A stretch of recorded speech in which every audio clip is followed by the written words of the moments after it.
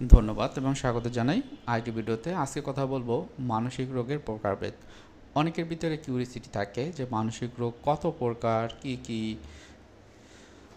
খুবই কঠিন এই কারণে, কারণ মানসিক রোগের ধরনগুলো 200-র উপরে। এবং এর প্রকারভেদে যদি বলি, সেটি আমি খুব সংক্ষেপে বলার চেষ্টা করব, কিন্তু গুচ্ছ প্রকৃতির। আপনারা খুব সহজে বুঝতে পারবেন আশা করি। আমি পুরো ভিডিওতে আছি। আমি আছি কাউন্সেলিং সাইকোলজিস্ট আশুজ্জামান রাজু। বর্তমানে প্র্যাকটিস করছি final mental health care centre, যেটি মিরপুর 2 অবস্থিত। খুবই গুরুত্বপূর্ণ এই ভিডিওতে স্বাগতম জানাই আপনাদেরকে। এবং প্রকারভেদের কথা যদি বলি, আপনারা মনে রাখবেন এটা 3 ধরনের আমরা দেখি, হয়তোবা ডিসঅর্ডারগুলোর নাম আলাদা আলাদা থাকে। আমরা যেই সিমটমগুলো নিয়ে আসে, আমরা প্রথমে দেখি মাইল্ড, মডারেট, সিভিয়ার। এটা হলো তাদের ইন্টেন্সিটি অনুযায়ী অর্থাৎ তীব্রতা অনুযায়ী রোগের আমরা এটা 3 ভাগে ভাগ করি। এছাড়া প্রকারভেদ যদি বলি, যেমন ডিপ্রেশন, অ্যাংজাইটি, এইগুলো মোটামুটি অনেকের ভিতরেই থাকে, আপনার আমার ভিতরে অনেকের ভিতরেই আছে। এছাড়া এর থেকে একটু সিভিয়ার হতে পারে কি OCD, obsessive compulsive disorder, PTSD, post traumatic stress disorder. কি হয় যে অনেকের ভিতরে বিপিডি, বাইপোলার পার্সোনালিটি ডিসঅর্ডার বা বাইপোলার মুড ডিসঅর্ডার। এটা কি? এটা কিন্তু সিভিয়ার। Schizophrenia severe. মাঝামাঝি কোনগুলো? PTSD, OCD. তারপর কি হয় যে অনেকের ভিতরে পার্সোনালিটি কিছু বিষয়ে চলে আসে, পার্সোনালিটি ডিসঅর্ডার আসে, অনেক সেক্সুয়াল ডিসফাংশন হয়, হ্যাঁ, অনেকে প্যানিক অ্যাটাক হয়, জেনারেলাইজড অ্যাংজাইটি ডিসঅর্ডার হয়। এগুলো মোটামুটি মাঝামাঝি শ্রেণীর যে ডিসঅর্ডার। এটা যদি অনেক বেশি সিভিয়ার হয়, আপনারা দেখেন যে সিজোফ্রেনিয়া বলা হয়েছে। সিজোফ্রেনিয়ার ভিতরে কি থাকে? সিজোফ্রেনিয়ার ভিতরে ডিলিউশন থাকে, হ্যালুসিনেশন থাকে, ক্যাটাটেনিক বিহেভিয়ার থাকে, ডিসঅর্গানাইজড স্পিচ থাকে। এই যে সিমটমগুলো আলাদা, কিন্তু আলাদা আলাদা বা লক্ষণ বা সিমটম থাকে। বাইপোলার মুড ডিসঅর্ডারের ক্ষেত্রে কী বলা হয়েছে? যে এখানে 2টা পুল থাকবে, একটা হলো ম্যানিক ফেজ আর একটা হলো ডিপ্রেসিভ মুড। এখন ডিপ্রেসিভ মুড মানে হলো ডিপ্রেশনে পড়ে থাকা, এবং এই ডিপ্রেশনটা ক্লিনিক্যাল ডিপ্রেশন অর্থাৎ সিভিয়ার কন্ডিশন।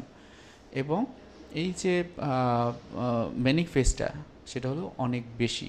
আমরা কি হয় যে আমরা একটু হাসি খুশি থাকি, একটু ভালো থাকার চেষ্টা করি, উচ্চ হাসি দিই, সব কিছু করে ফেলবো চিন্তা করি, অনেক বাজার করি, অনলাইন মার্কেট করি। এটা যদি অনেক বেশি হয়, তখন কিন্তু এটা বেশিরভাগই ম্যানিক ফেজের ক্ষেত্রে হয়।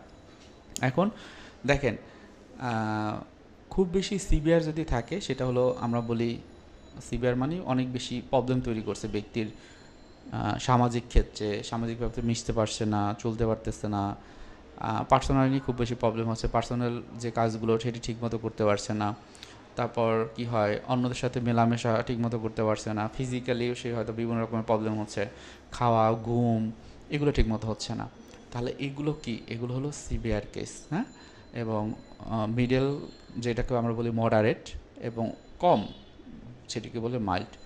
এই যে রোগগুলো, যে কোনো রোগ থাকুক না কেন, সিভিআরটির বেসিসে যদি আমরা এটাকে কম্পেয়ার করি, তাহলে মাইল্ড, মডারেট, সিভিয়ার। এখন কথা হলো আপনারা কীভাবে বুঝবেন? আপনারা বুঝবেন এভাবে যে আপনার প্রবলেমটি যদি 3 ভাগে ভাগ করেন এবং 3 নাম্বার গ্রেড দেন। 3 নাম্বার মানে অনেক বেশি প্রবলেম, আর 2 নাম্বার মানে মডারেট, মাঝামাঝি, এবং 1 নাম্বার মানে কম। আপনার প্রবলেমটা যদি কম থাকে অর্থাৎ মাইল্ড থাকে, সেক্ষেত্রে আপনি নিজে নিজে সেলফ হেল্প টেকনিকের মাধ্যমে ভালো থাকতে পারেন। যদি এর চেয়ে একটু বেশি থাকে, মডারেট লেভেলে, সেক্ষেত্রে হয়তো বা একজন কাউন্সেলিং বা ক্লিনিক্যাল সাইকোলজিস্টের কাছে যেতে পারেন। যদি সিভিয়ার থাকে, অবশ্যই একজন সাইকিয়াট্রিস্টের কাছে যেতে হবে। সেটা হয়তো বা আপনার শুধুমাত্র ডিপ্রেশন রয়েছে বা যে অ্যাংজাইটি রয়েছে সেটিও অনেক সিভিয়ার, সেক্ষেত্রেও একজন সাইকিয়াট্রিস্টের কাছে যেতে হবে। সো প্রকারভেদের, মানসিক রোগের প্রকারভেদের কথা যদি বলা হয়, আসলে এই জিনিসগুলোই চলে আসে, কিন্তু এর ভিতরে আবার আলাদা আলাদাভাবে বিভিন্ন বিষয় থাকে। যেমন পার্সোনালিটি ডিসঅর্ডারের কথা যদি বলা হয়, সেক্ষেত্রে এর ভিতরে কী থাকে যে হিস্ট্রোনিক পার্সোনালিটি, অনেকের ভিতরে নার্সিস্টিক পার্সোনালিটি থাকে। আবার এই পার্সোনালিটিকে বিভিন্নভাবে আমরা ডিফাইন করি, ইন্ট্রোভার্ট, এক্সট্রোভার্ট। এই যে বিভিন্ন রকমের ধরন, এগুলো আলাদা আলাদা থাকে। তো মানসিক রোগের প্রকারভেদভাবে এটাই মনে রাখেন যে আপনার প্রবলেম যেটাই থাকুক না কেন, সেটা কতটুকু সিভিয়ার, সেটা একটু আইডেন্টিফাই করা। আশা করি বুঝতে পেরেছেন। এবং সর্বশেষে আমি বলবো যে মানসিক রোগের ক্ষেত্রে বিভিন্ন রকমের চিকিৎসা রয়েছে। একটা হলো ওষুধের চিকিৎসা, যেটা সাইকিয়াট্রিস্ট করেন। ওষুধবিহীন চিকিৎসা কাউন্সেলিং সাইকোলজিস্ট অথবা ক্লিনিক্যাল সাইকোলজিস্ট করেন। আপনারা এই চিকিৎসা নেবেন এবং মানসিক রোগের প্রকারভেদে যেটাই থাকুক না কেন আপনি সুস্থ হয়ে যাবেন। সবার জন্য শুভকামনা এবং ভালো থাকেন। আসসালামু আলাইকুম।